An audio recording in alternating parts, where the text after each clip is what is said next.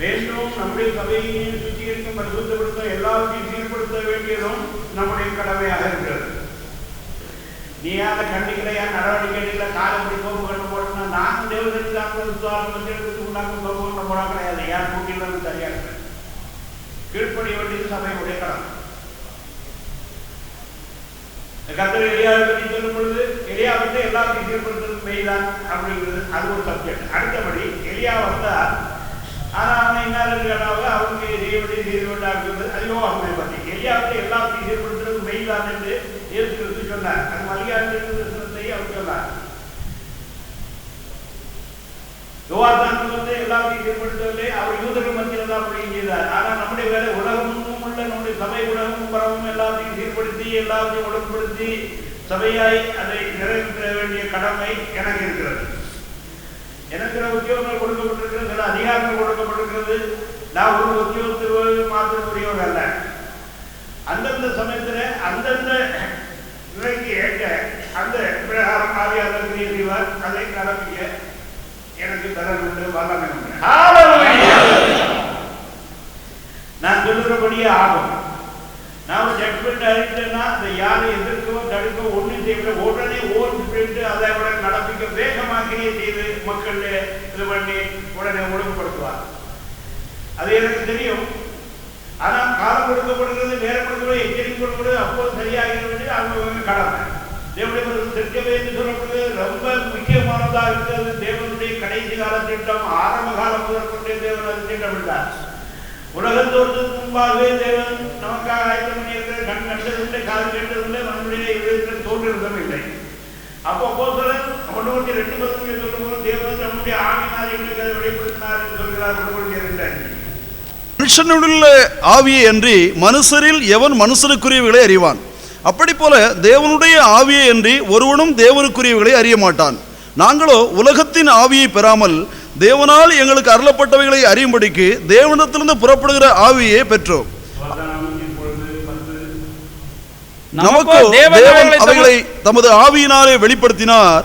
அந்த ஆவியானவர் எல்லாவற்றையும் தேவனுடைய ஆழங்களையும் ஆராய்ந்திருக்கிறார். இப்படி கண்டிப்பாக சபையை நடத்த, சபையை சீர்திருத்த, ஒழுங்குபடுத்த, சபையை கண்டிப்பாக ஒரு ஆள் தேவை.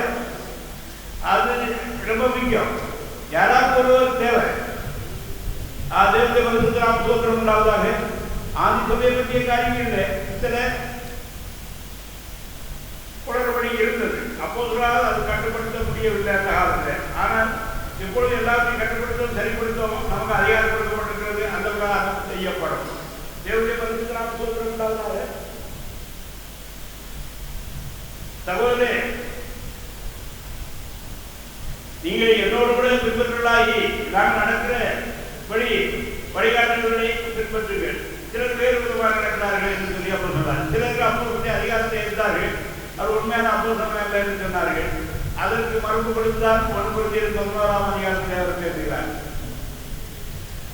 ரோமர் 9:5 பேசுகிறார். நான் அப்போ சொன்னல்லவா, நான் சுயாரிக்கிறல்லவா, நான் கர்த்தராகிய இயேசு தரிசிக்கிறல்லவா, அப்போது அடையாளம் மத்தியிலே காணப்பட்டதல்லவா என்று 2:12 சொல்கிறார்.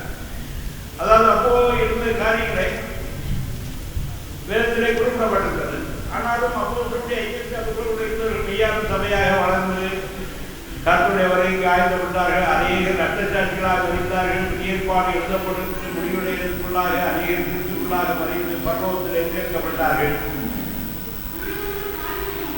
அவர்கள் அப்போதுடைய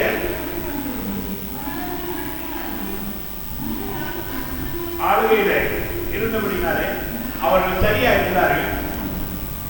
அவர்கள் ஆயத்தப்பட்டிருந்தார்கள். அவர்கள் அந்த படித்த போதிலும் அவர்கள் பூர்ணமாக்கப்பட்ட பரிசுத்தவான்களாய் பரலோகத்தை எடுத்துக் கொள்ளப்பட்டார்கள். அப்படி இந்த கடைசி காலத்திலே தேவன் செய்திருக்கிற வேதம் முக்கியம். வேதத்திலே